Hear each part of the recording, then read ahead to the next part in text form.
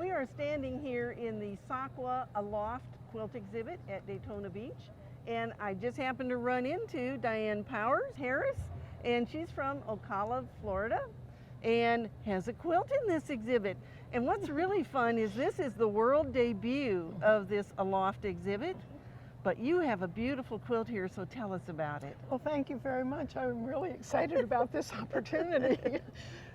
This is a quilt that I had envisioned for a number of years, and when the Aloft theme came out, I said, I have to make this piece. And what it does is it features two different aircraft that my husband was very fortunate over the years to have owned. And this is a 1931 Travel Air open cockpit biplane. And then this is a Schleicher ASK 21 high performance sailplane glider. And this is my husband in the glider, and this is a very good friend of his flying that airplane. They swapped planes so my husband could get images of that aircraft in the air. Basically, all I did was I had collected a number of fabrics over the years, and a lot of them are very non-traditional for quilt making. I have polyesters that have glitter, texture, all kinds of stuff, and I have a brother scan and cut machine which I use to cut out all these half shape or half circle cloud shapes. Okay, now I'm just going to stop you right here because most of us don't have nearly this many light fabrics.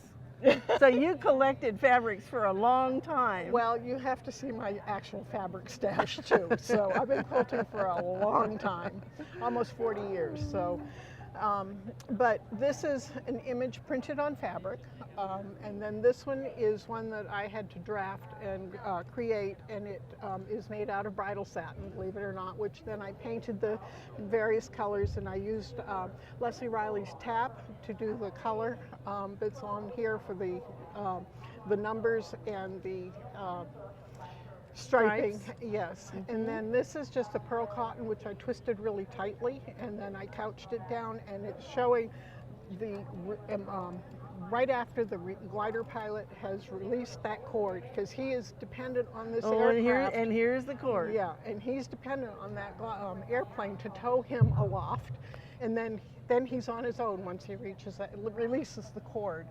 And he's dependent on the thermals from the air or from the ground that come up as the earth heats during the day, and that's how he stays up in the sky. And then as the day wanes, the earth cools, so the thermals dissipate, and he has to head back.